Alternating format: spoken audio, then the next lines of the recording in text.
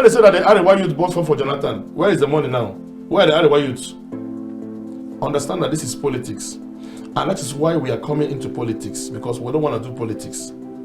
Because most of them have taken politics as business. Me, without politics, I will live, I will survive.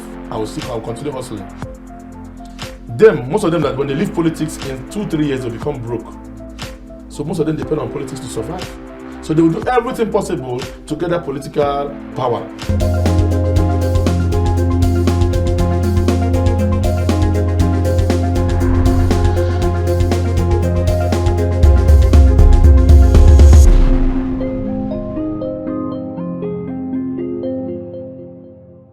Political quotes say a lot about the opinions of the politicians and state development vector.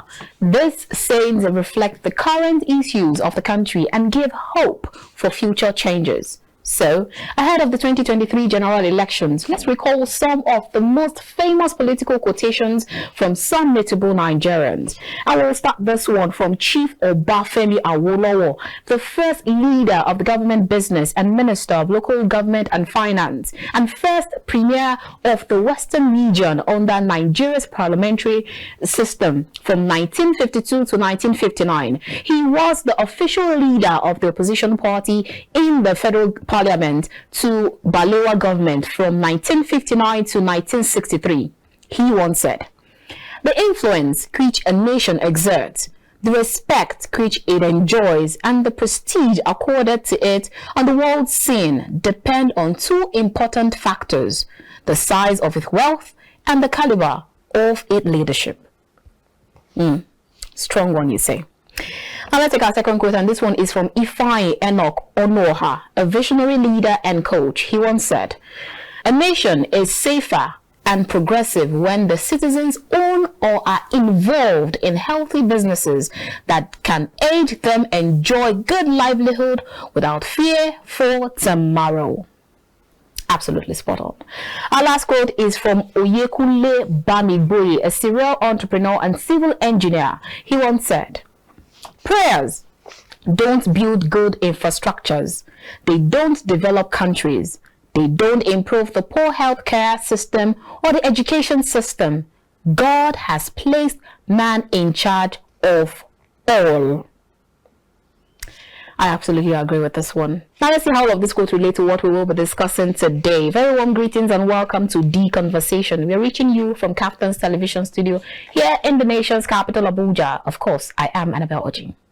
Now, looking back at some of the activities that took place during the political parties' primary elections, one that comes to bear is that of the National Rescue Movement and the emergence of Okwudili Nwa-Anyajike, who emerged as the presidential candidate of the National Rescue Movement, NRM. Nwa-Anyajike polled 180 votes to defeat his closet rival, that's Professor Benedicta Ebu, who scored 30 votes, while Senator Ibrahim Yunusa scored 10 votes. 6 other aspirants were said to have chickened out of the contest. Now, in the meantime, the presidential candidate of the National Rescue Movement, Okwudili Nwa-Anyajike, has commemorated with Nigerians on Democracy Day as he advised youth to avoid selling their votes to strengthen democracy in the nation. Anyajike made this known in Abuja as he consulted a contingent of Igbo leaders and elders over zoning and equity in the country. Here's more on the story. On Sunday in Abuja, the presidential candidate of the National Rescue Movement, Okwudili Nwa-Anyajike, consulted with a contingent of Igbo elders where he laid down his plans for the country and spoke about ethnic sentiments ahead of 2023. The youths of Nigeria, my question to you is, are you satisfied with the life you are living? If you are satisfied with the life you are living, then go ahead and follow them, whoever it is. But I believe that among all of them, I am the only person that is not like them. I am like you. And if you know that I'm like you, join me so that go and get your voter's card. Democracy is a revolution. We're going to instill revolution on in February 2023. So all the Nigerian youth, wherever you are, don't look at the money they're giving you. They will give you peanuts. But don't look at the peanuts. Look at 4 years from now. How are you going to be? Sometimes I ask you, you have to ask yourself, are you the youth you're supposed to be? Sometimes you question your integrity and your capability of doing something because you are in a system whereby they don't want the youth to grow up. The youth are the leaders of tomorrow, but tomorrow never comes. So today is our tomorrow. Join me and let us take our tomorrow today and make Nigeria a living place. Youth of the party also noted that it was time for a president of Southeast extraction in the interest of fairness and equity. Those big names you are hearing, to me, they are empty. We are the ones, the Nigerian youth, doing everything for them that they are succeeding. Yes. We write for them, we do everything for them, we do dirty job for them. We have decided we want to take our destiny. So for now, I'm telling you in confidence that Nigerian youth will shock you people. Go to INEC website. You see in Lagos, immediately they get in the ticket, you can see how youth troop in. They don't want. Somebody is sick. Very sick. You can't continue to be giving us seeking. Buhari was sick. Yaradua was sick. Since 1960, apart from Ajikwe, who ruled from Igbo land? No, it was even ceremonial. It is time for you people to go and put your head together. Nwa-Anyajike also chimed in on speculations of a Muslim ticket by the ruling party, the All Progressive Congress. Well, we are trying to balance the equity. And a Muslim ticket does not balance the equity. But everybody have his own mentality, his own ideas of leadership or politics. Our own is that we're going to balance the equity. Both Muslim and Christians will be happy. Fulani Hausa will be happy. Igbo Yoruba will be happy together. Democracy Day is celebrated on the 12th of June annually in Nigeria and involves honoring the memory of people who've enshrined democracy in the nation and commemorating more years of democracy. Welcome back. Now, if you just joined us, this is The Conversation. Our guest on the show today is the National Rescue Movement's presidential candidate, that's Okwudili Nwa-Anyajike. In his acceptance speech, he actually said that he promised to unite Nigeria and provide infrastructural development, actually, if elected as the president of Nigeria. But then you just begin to wonder how exactly he intends to go about that. We will find out because we're just one step to finding out that.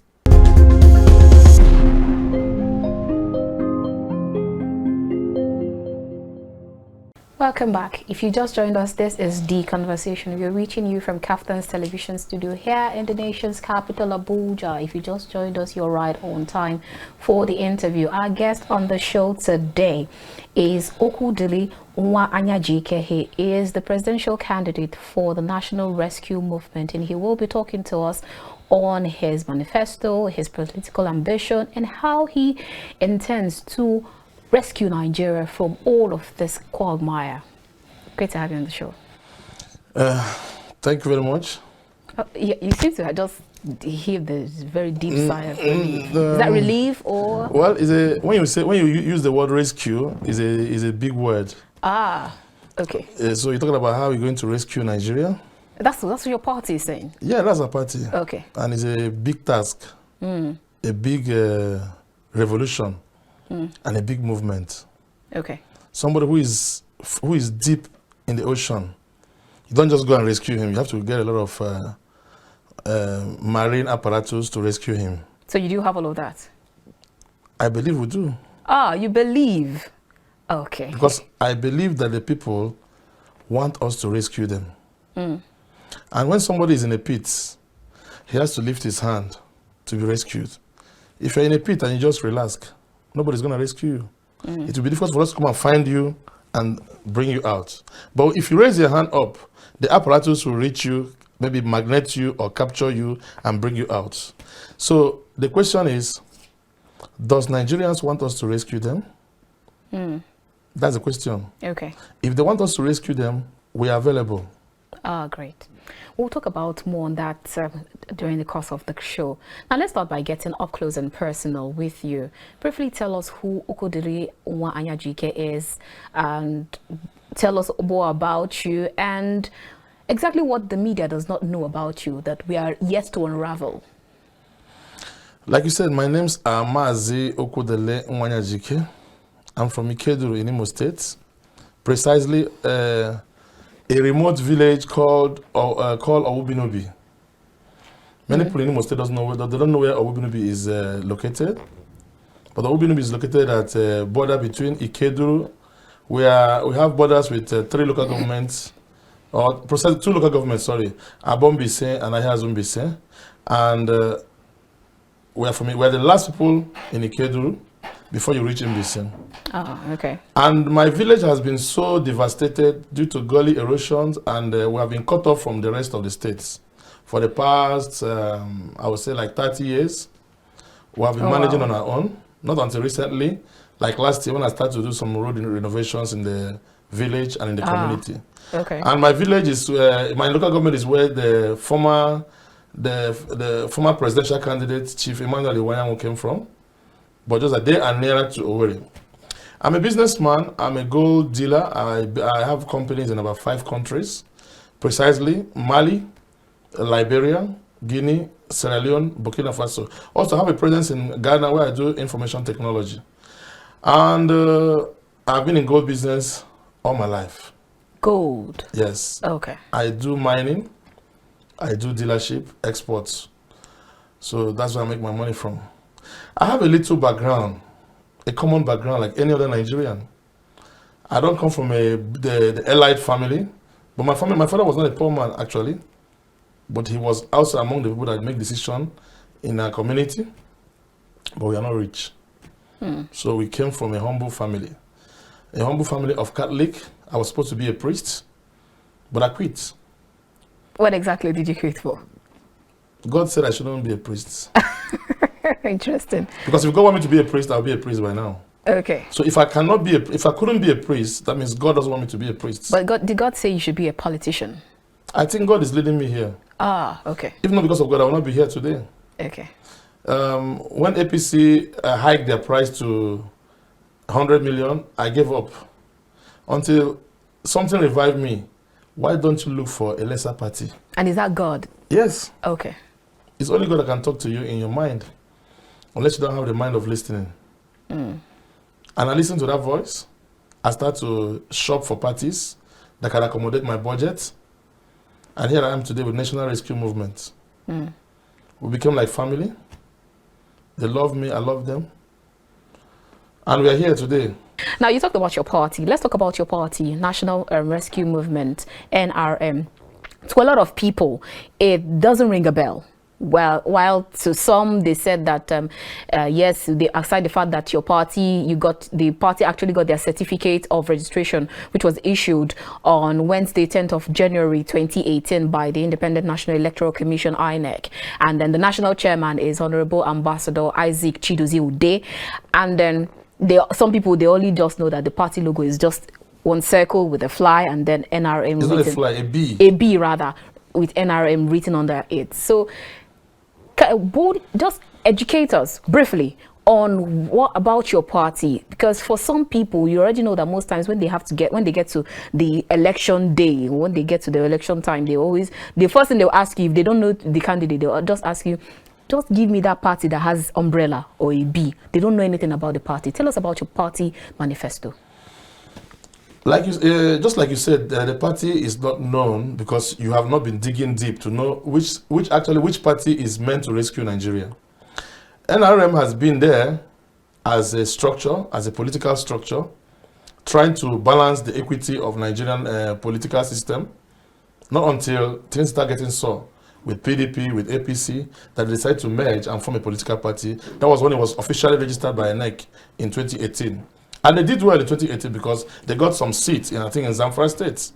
Now, NRM is everywhere in Nigeria. You can don't be surprised that your village, your ward, NRM is there. Okay. But because they don't make noise, I classify NRM with Arsenal. You know the Gunners? We just keep the faith. Really? We don't make noise, but we're everywhere. The party is not known for making noise, for chasing leaders, for chasing political accolades, for chasing all those things that have to do with political noise making. No. The party is targeting at creating a youth movement based on the youth and the women that will rescue Nigeria from the quagmire you mentioned. Okay. And this quagmire is all over us. And You and I know that today, neither PDP, nor APC, nor Labour Party, nor APGA can rescue Nigeria from this quagmire because they are all part of the quagmire and they are all part of the mess. It is only NRM that have the vision of revolution, of rescue Nigeria. But we are everywhere. But very soon, you can see that we're starting to expand. We are coming out like the hornet nests, and we're going to spray everywhere. Okay. So we have a lot of agenda. We have a lot of things in our package that we're going to unveil to Nigerians. But we'll just keep the faith. Let time decide. All right, now, so let's talk about the primaries that was held a few days ago. Now, what are your thoughts and your assessment of the primary elections, whether it be presidential or whichever one that took place, and then the use of indirect mode of primaries that took place a few days ago in all political parties? Yes, I know that you will say that I was just minding my own business in my own party, but then you must have heard the news or see things. What are your thoughts on all of this? Would you actually say that that's why the fact that we just celebrated democracy after 29 years, are we really progressing? We are progressing. That you have to understand that democracy without hurdles, you can't achieve your aim in democracy. America passed through this stage. European countries, they passed all through this stage. Just that we're passing our stage, our own stage, we're passing it very late. Other countries like India, like Ghana, they have passed this hurdle, even though they still have their own hurdle in democracy today, but we're advancing. And every day, every election year, Nigerians get more wise and more educated in democracy. That's why today, the movement that has started today, when you see people are going out, raising hands, they want to get their PVC, because they see people like us. People like Tinubu and Atiku will not move the youth to go and start registering. They'll just, on the day of election, they'll be watching football game. But because people like us has come out, Nigerians said, no, this is the time. And it has begun. Now, but they also have their supporters here and there. Yeah, they do have their supporters. But very soon, their supporters will be our supporters. Because those people that are supporting them are there for a reason. When that reason can no longer be quantified or qualified, they'll make a U-turn. And those that are behind will become number one. Talking about the primaries, I always say that I have witnessed all the primaries, almost all the primaries of the political parties, the 18 political parties. I'm not going to give glory to our party, but if you watch our primaries, NRM primaries is the most credible primaries in Nigerian election history of primaries. Since the Civil War. I was born after the Civil War, so I'm talking about the ones I knew after the Civil War. So what are your basis of judgment? Because our primaries was based on Nigerian decision. I was picked, voted by people I don't know. I never met them before. I didn't meet them before. I never knew who they are. But because we have a forum on WhatsApp where we interact, people from Niger State, Kebbi State, everywhere, they just decide that this is the guy who wants. We are 9 in numbers. We have a professor. But I was picked. Even me, I was surprised that they selected me. Not because I gave them $1 million, not because I'm more handsome than other candidates, but because I told them what they want to hear. Okay, so you would definitely tell us some of the things that you told them during the primaries. So now now that we are back to the season of politics and elections, and as usual, there have been calls for politicians and political parties, candidates to declare their assets publicly. Now, all of it and to declare everything, not showing off some and then leaving out the ones that you don't want the anti-graft agencies or the tax masters to see. Now, should we be expecting you to do that anytime soon, at least, if not the fact that others have not done it, maybe take the lead? Should we be expecting that anytime soon? The person that will declare his asset is the person that have assets. I don't have any assets. But you're a good miner. Yes, but I don't have any assets. We're talking about assets, talking about houses, talking about properties, talking about bonds, accounts, securities, and all those things that is valuable, right? I have none. And when I'm president, I will have none. And when I leave the presidency, I will have none. If I'm the president, after 4 years, if you see me with asset that is not justified, of course, as the president, maybe I will have access to get funding. That's what we call royalties in funding. Like the group of Europeans I'm working for, when they do projects in your country, they give royalties. So you don't expect me to get the royalty from a company that maybe countries that are doing funding in Nigeria, and it's okay, this is royalty for the leaders of the country, and I will not take my own, I will take mine. But I'm telling you, the illegal possession of wealth and acquirance of properties and all those things, if you find me wanting, I will deliver myself to the law, and I want you to give me perpetual life imprisonment. So at least the one that you have, would you declare it or not? I will declare the little I have, if it is valuable. All right. So now from your looks and all that you've said, that we can actually tell that you are youth. And then you said that your party is actually shopping for youth. Now, so since the days of our great-grandfathers and mothers, they were told that the youth are the future leaders of tomorrow. But that's not what's happening today. So do you actually think that it is now that time where you now say it is youth o'clock, judging from the amount fixed on the nomination forms across board in all political parties, even your own political party? Now, judging from all of that, it wasn't cheap. So do you actually think it is youth o'clock? Judging from my political party first, it was very cheap. You know why? Because the cost of logistics today to organize the primaries is very, very expensive. And the amount I bought my form, if you convert it, you know that yes, it's actually affordable, realizable, and realistic. But what is cheap for you might not be cheap for other persons. Well, there are certain food that you're not meant to eat. Ah, really? Okay. If you know you cannot afford to eat food in Jade restaurant in Victoria Island, why go to Jade restaurant? You can just do a mama put. You can just do a mama put. Okay. Do you understand? But in terms of political movement, funds, cash is involved. I don't know how you do it. Anyhow you look at it, money must be involved. Even we, in our own, maybe in our own category, we say we're not going to do money politics. But there are some logistics you cannot do with God's people like you. You have to pay for the press, because if I come to you now, you can't do it for free for me. Because your press, even if they want to do it for free, they can't do it because they are paying logistics. They are paying workers. So there are things you don't need to do or you cannot do without spending money. But looking at the overall spending of money in other political parties is crazy. Do you know how much is the salary of a president? If you check how much they pay 100 million naira from and multiply their salary per month, per year, times 4 years, you realize that they are spending more than excess of 50 million naira to their salary that they will earn in 4 years. If an honest man wants to rule Nigeria, why should he spend more than his salary in 4 years to win the election? Some of them didn't buy it from their pockets, though. Is that what you think? That's what they said. How many Nigerians have ever sent me 1 naira? And how many Nigerians are really... Let us show us the people that bought the form for you. Let us check their bank accounts. And if we can streamline their bank account and check the inflow and outflow, where the money are coming from.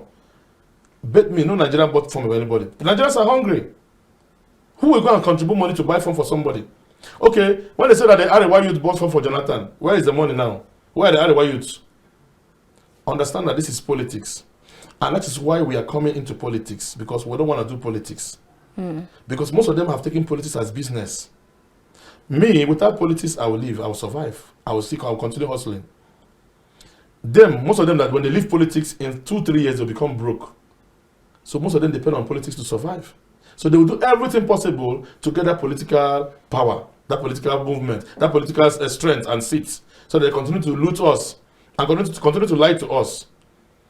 The forms across the political parties, I mean, look at everything that happened. Look at how much was spent in PDP primaries.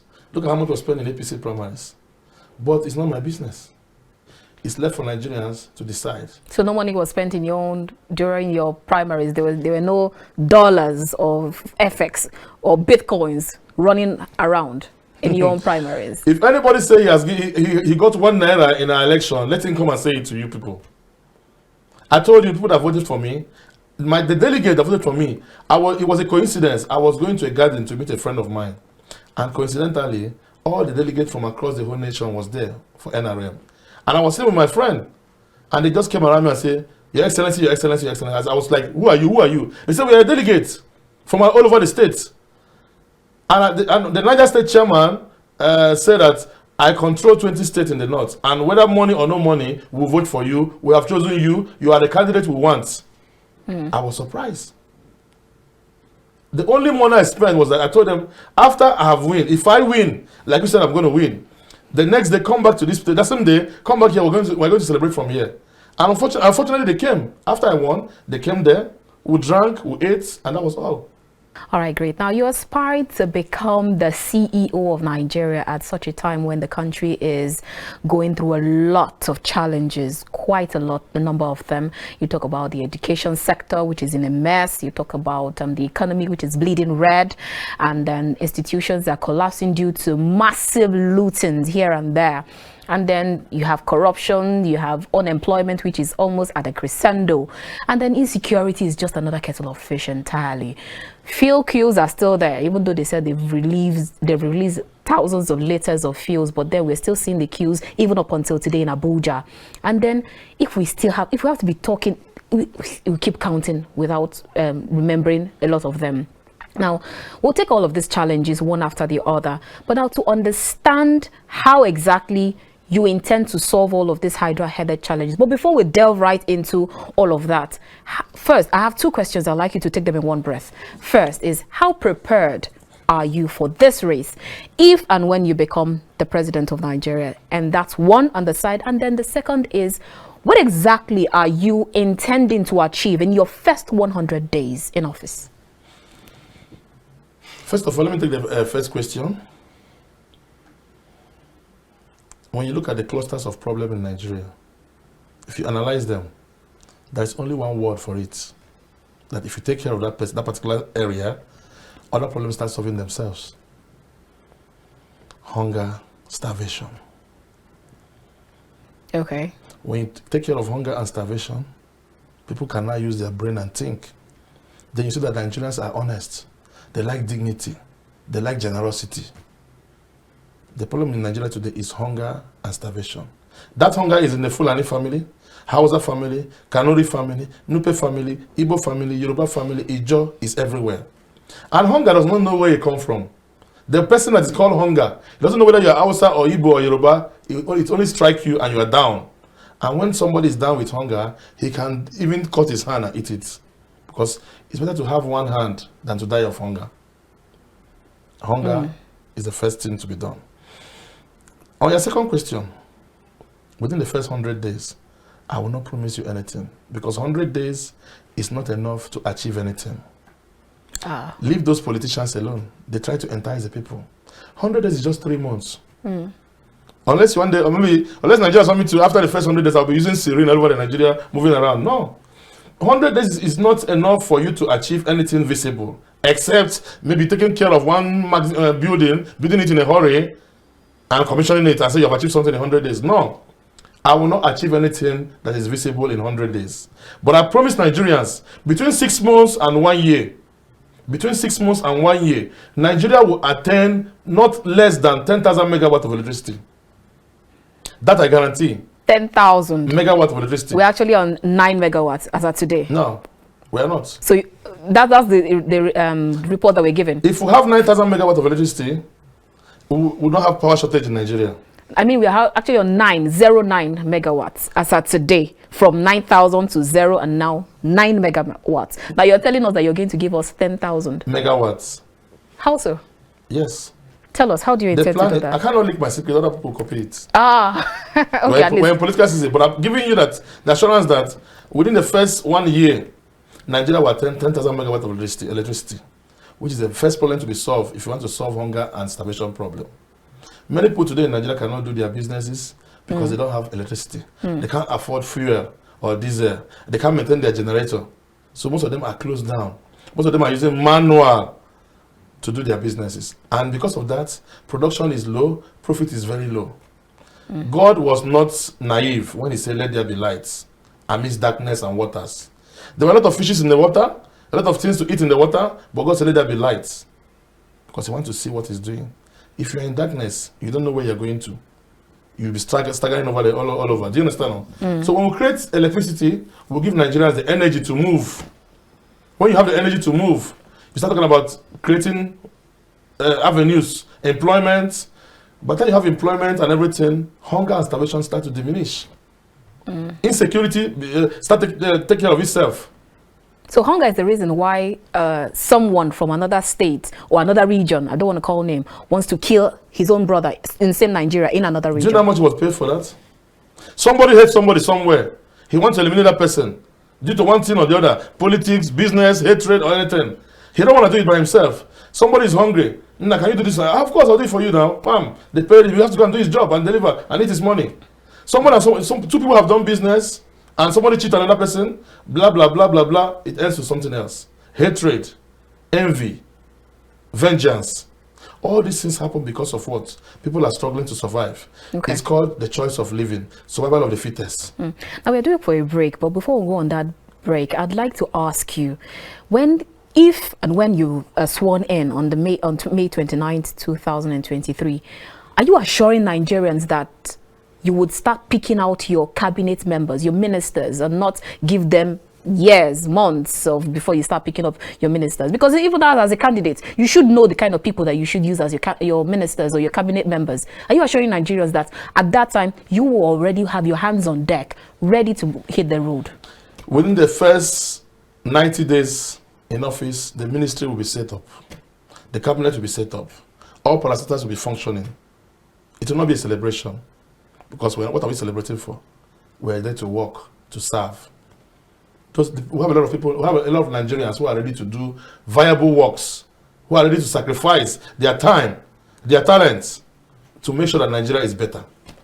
So within 90 days, the cabinet will be up and doing. So we should hold you when you get that 90 days after your cabinet members are set up. Yes. Great. There's so much we need to unpack from this conversation. Let's go on this quick break, and when we return, we'll definitely find out more.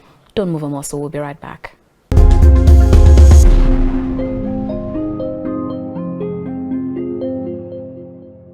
Our constitution cannot bring us together. Our constitution is just for politicking. So are you for or against restructuring? Well, when you say restructuring, it's a big word. Let us narrow the word from restructuring and say reorganization. Okay. We're going to reorganize Nigeria so that the Igbos will be happy. And what I'm telling you of creating Ministry of Fulani Affairs, Ministry of Yoruba Affairs is part of reorganization of Nigeria.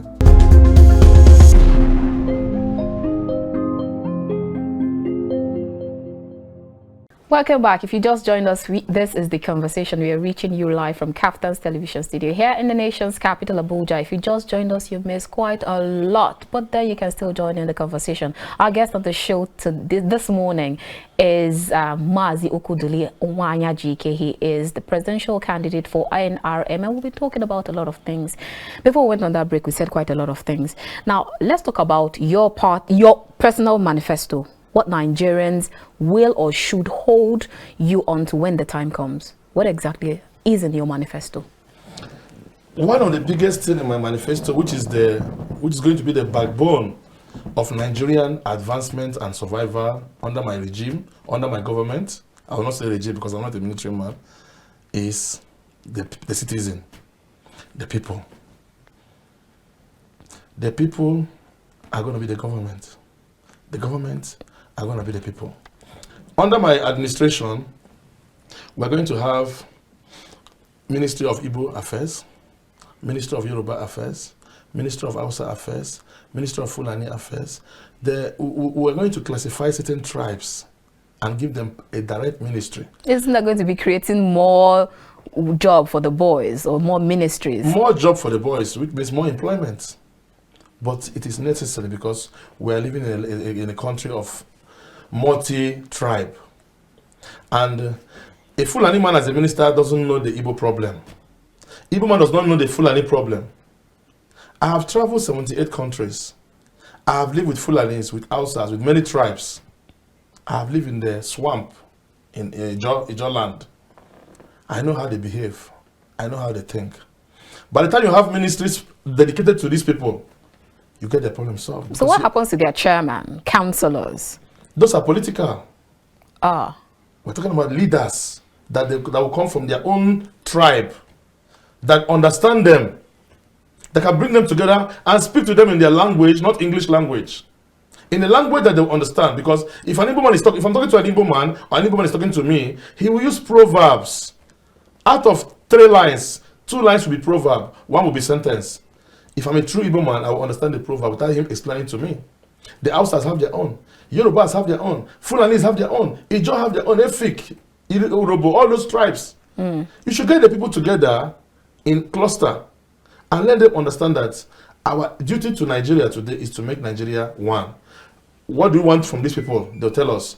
These people, what do you want from these people? They'll tell us.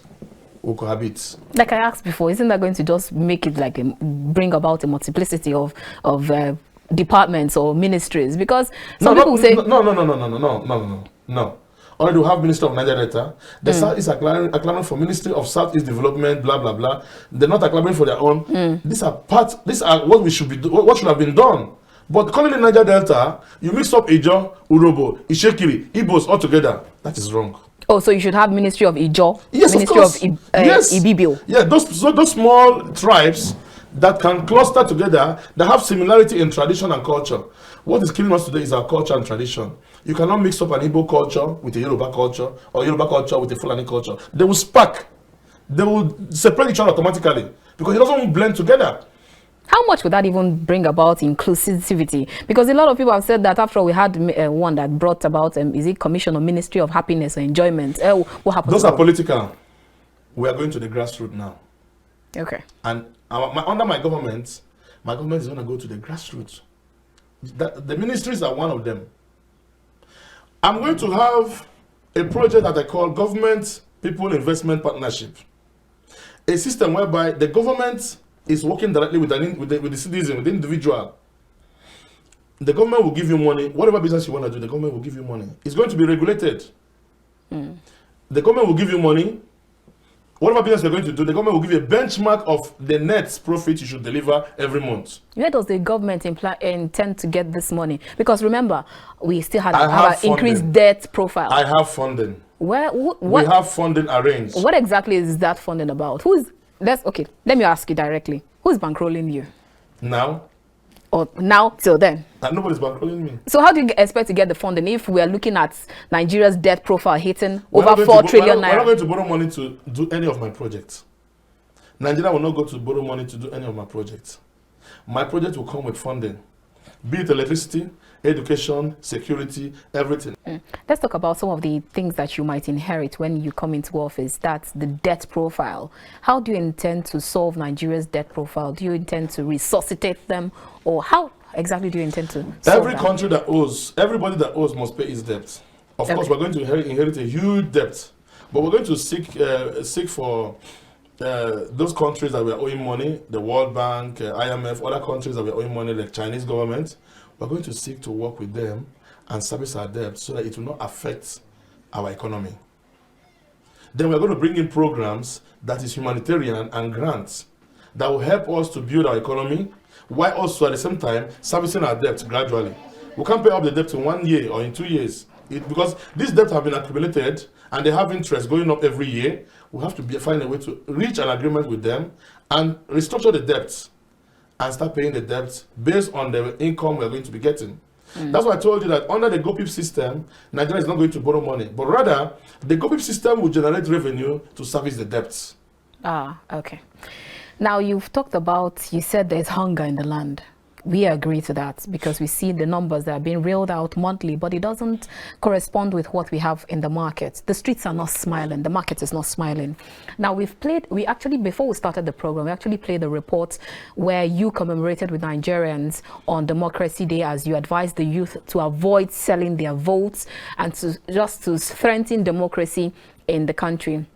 But then on the flip side, ASU is on strike. ASUP is on strike. The education is almost bleeding red, which that sector constitutes a large number of youth who have, and they've been on strike for months now.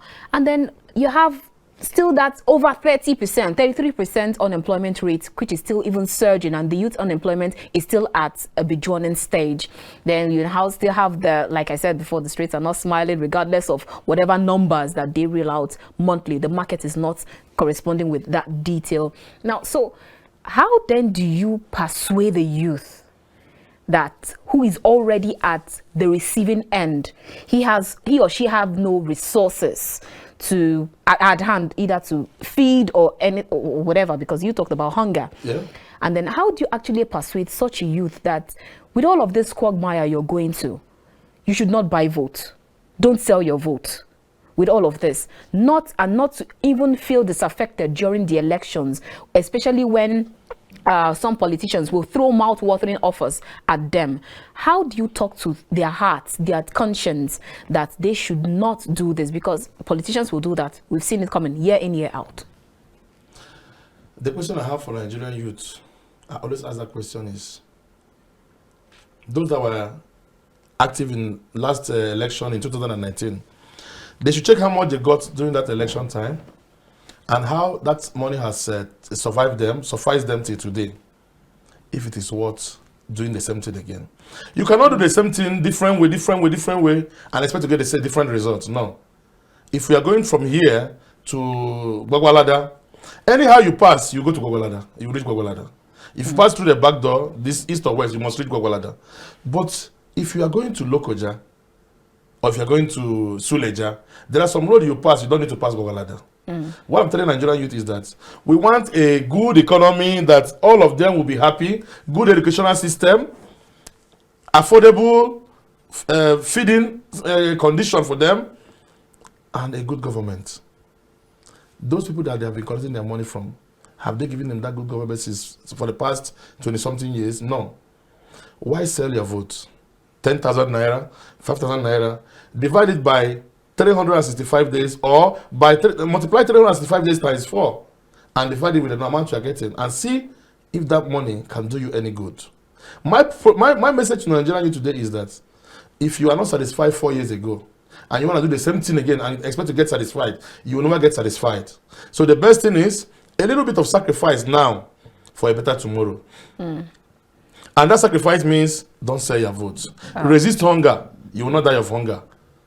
It will only blow up your head. Your body will grow thin, but you will not die. Okay. After some few more, once I'm the president, Nigeria, especially ASU, ASU issue is a painstaking issue. Why should ASU be on strike?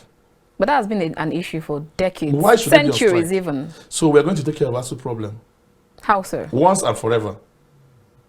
Under my watch, after negotiating with ASU, the ASU will never have reason to go on strike again. Okay. Because why? It is still part of corruption that is making ASU to go on strike. Budget has been given. I heard Tinubu saying he's going to allocate 25% of the budget to education. You know, that is not realizable. I didn't go to school. I'm not an economist. I'm not a PhD holder in any of this subject. But I know that it is not possible to give 25% of our budget to education. That can never be, it can be achieved. We're talking about security sector, employment sector. You're talking about education only to get 25%. How much is the budget going to be? Are we going to raise it for $40 trillion or $50 trillion naira budget? No. Our budget will still range between 8 to 12 trillion naira. Then, let us say it's 12 trillion naira. You're giving 4 trillion only to education.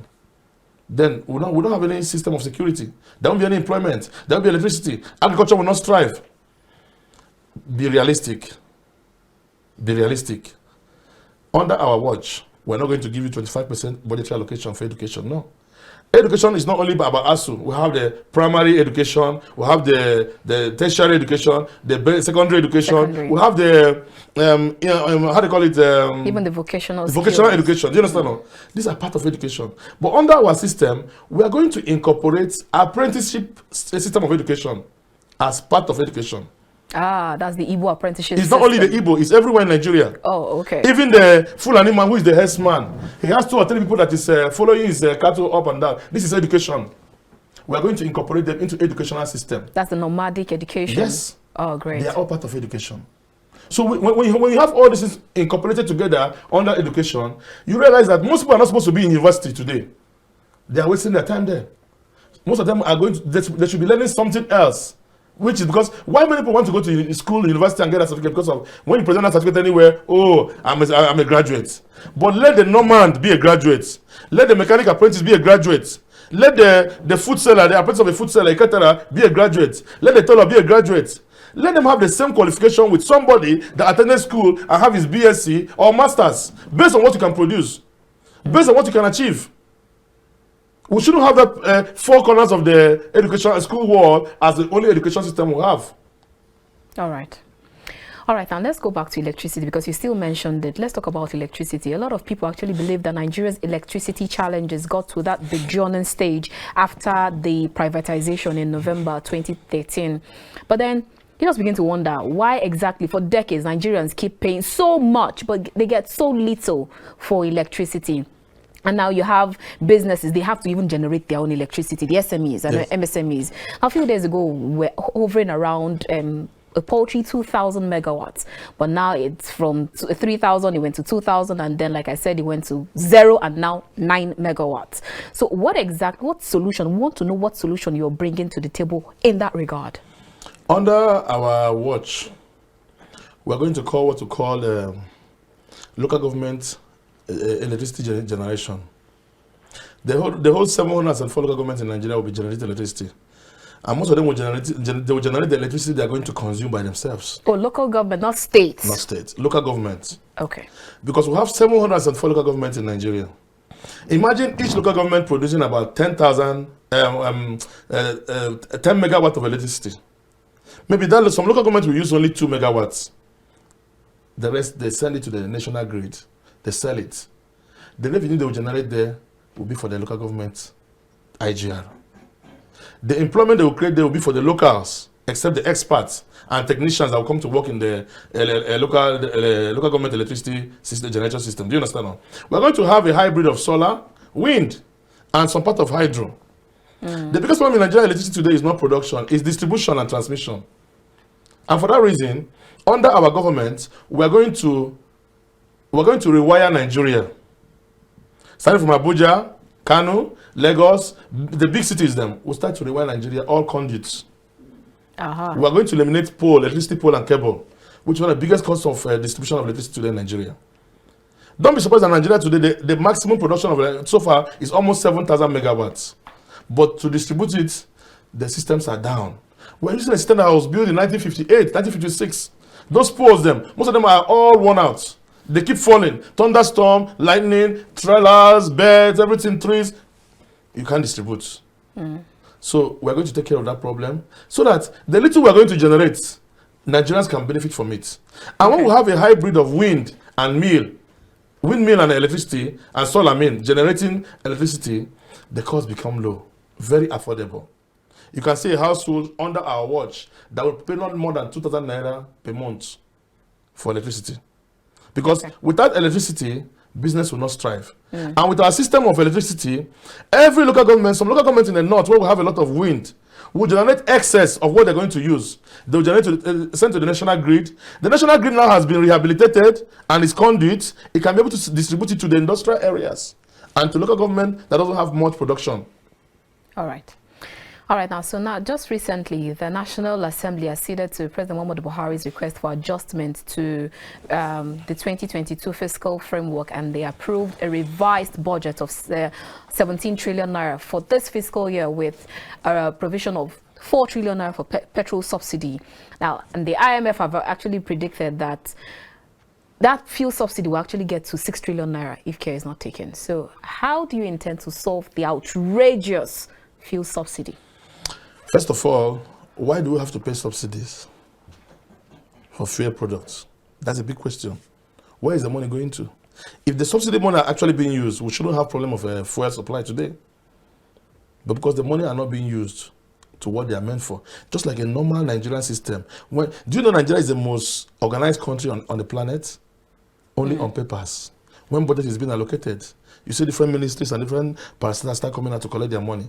Somebody will collect from here, and put it in his pocket. Let me tell you something. Under our watch, we are going to increase the independent refineries we have in Niger deltas. We are going to regulate them. We are going to subsidize giving them crude oil products. We are going to monitor and give them standard of production. We are going to buy whatever they produce. They won't have a right to sell in the market again. But how do you intend to do that if some of our own refineries are moribund than they've been? We don't need those refineries for now. We need to enhance the local refineries we have in the Niger deltas. We have almost 2,300 of them. and each of them can produce not less than maybe 2 to 3 metric ton of fuel per day. You can imagine how much they can supply. Our job as a government is only to create a buying company that will buy whatever they are producing and distribute. So now they have assurance that they are working with the government, and they'll become employer of labor. They'll employ people, and they'll pay tax and revenue, but not too much. Some of them are seen as illegal. We are going to legalize all of them. We'll make them legal and start working. There shouldn't be a reason why they are illegal. Because if these guys can use empty drum and refine crude oil, produce fuel, we are using it today. Our cars have not caught fire. Our house is not burning every day. Then we should just regulate them and give them whatever they need to produce more and serve our country. By the time we do it, you say we don't need the Kaduna refinery to be working. We don't need any of this refinery to be working. But still, we're going to revive those refineries, because by the time these ones start working, those ones, whatever is the witch that is holding those ones, will leave them by force. Do you understand? Because there is a witchcraft holding Kaduna refinery, Port Harcourt refinery, Warri refinery from working. You cannot tell me that for more than 19, 20 something years, these refineries cannot work. There must be a witch holding them. Okay, now let's talk about security or insecurity. Now, it's really worrisome how large number of people are being carted away, and then they're still missing, and then they're yet to be reunited with their families. And the Chibok girls, which we know that most of them are still at the abductors' net. I actually saw a report a few days ago saying that over 24 Chibok parents are dead already, and then they've not been able to reunite with their family, and over 100 of them are still in their captors' net. And now, 8 years after, we're still yet to find them. You still have the Dapchi girls, and then the recent Abuja Kaduna train attack, and even though 11 of them were released recently, and then you still have over 60 of them there with their abductors, still there with their abductors. And then we're still talking about the recent Owo massacre. We're still looking at the recent Sokoto highway kidnap and all. Way too numerous to mention. Now, recently, a Methodist prelate actually gave an extensive information of these bandits, their hideouts and everything. But yet, up until now, we are yet to hear that any of them are being captured. So, what exactly are you going to do when you become the president? Because we see that these days politicians have actually moved on. Now we're talking about politics. We're talking about the presidential elections. Even though we have the Ekiti state elections coming up, nobody's talking about that one. They're talking about other things. And it looks as if we keep majoring in the minor and minoring in the major things. So if you become the commander-in-chief of the armed forces, what exactly would be your blueprint? Under our watch, I don't say my watch because our party is not about it's about we. Under our watch, where I'm going to be the commander-in-chief, like you said, insecurity will not come to talk. Insecurity will not strive. I'm going to depoliticize insecurity. Security, I mean, because security has been politicized. It has become business. Because talking about Dapchi girl, talking about the other one, the Owo massacre. The first one, the Chibok girls, the Owo massacre, everything. You didn't talk about the ungun men or non-gunmen in the southeast that are rampaging every day. Do you understand? The problem we have in Nigeria is not about these people. Like I said, it goes back to the same thing: hunger and starvation. Politicians have seen an avenue to create disunity because crisis is an opportunity in disguise for many people. So now the more these things are striving, many businessmen are making money selling of arms, selling of arsenals, and selling of weapons to these people, and they are making money from it. So the whole thing has been politicized to the extent that most of our security agencies are involved. Are you getting me? Nigerian security forces like the Army, the Air Force, tend to be the #1 in West Africa. We see what they did in Liberia. We saw what they did in Sierra Leone. Are you getting me? We saw what they did in Sudan. How come a little bit of this small problem in Nigeria, they cannot take care of it? Because the system has been politicized. First of all, the funding for the army, for security, goes to the pocket of the politicians. The little one that goes to the pocket of the armies and the police goes to it's hanging somewhere in the hands of the big men. The common policeman on the streets, the common army man in the field does not see anything to fight or to rely on, because all has been politicized.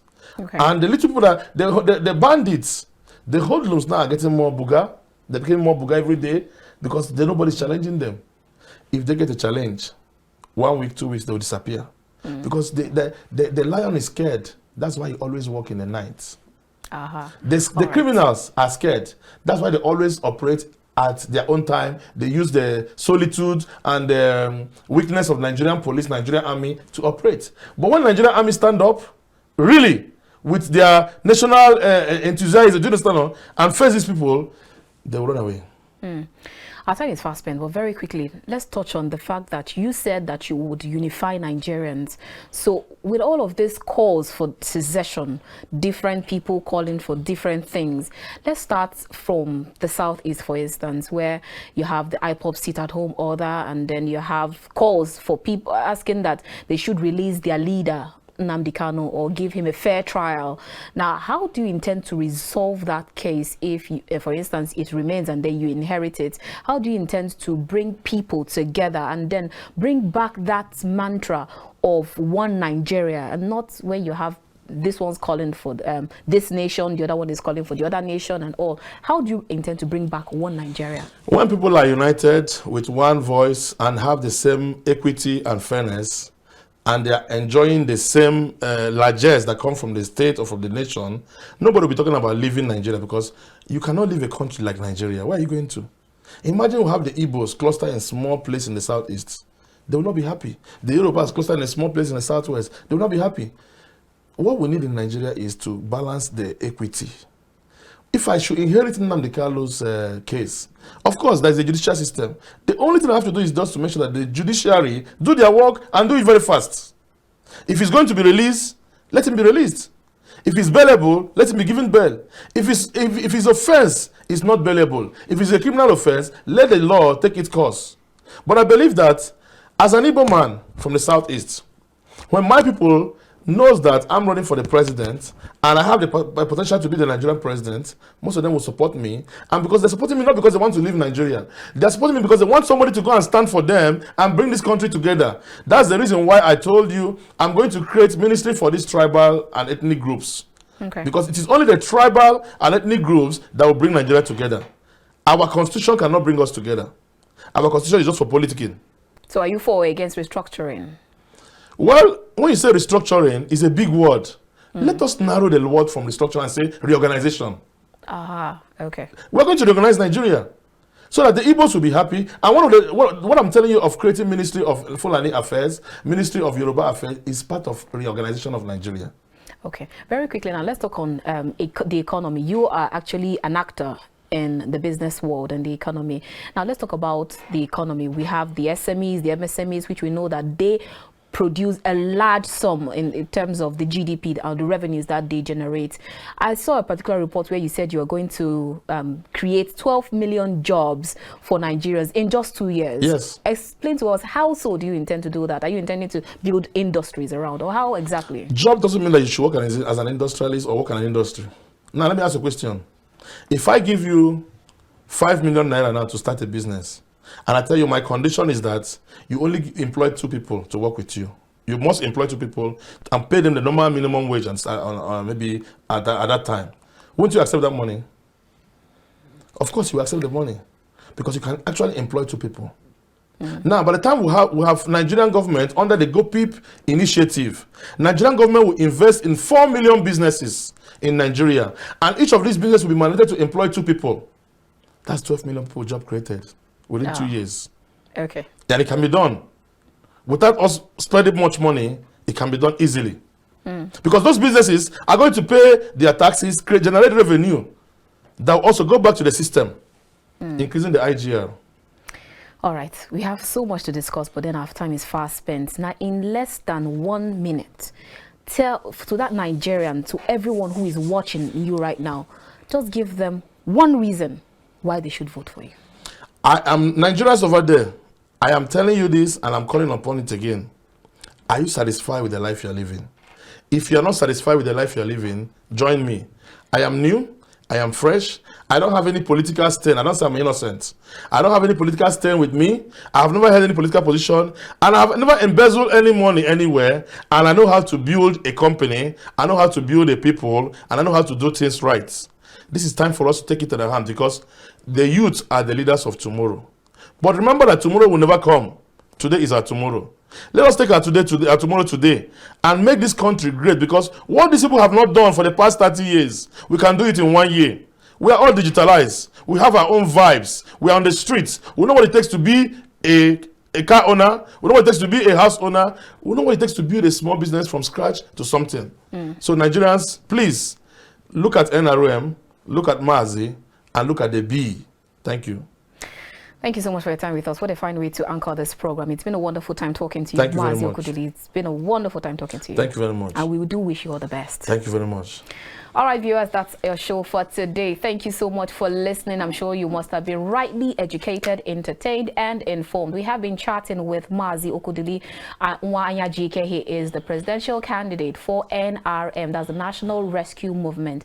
And it's been a wonderful time here on The Conversation. I will definitely see you again next time. Keep watching The Conversation, because you never know who my next guest will be and what my next topic will be all about. I'll see you again next time. From the nation's capital, Abuja, I am Annabelle Oji. God bless Nigeria.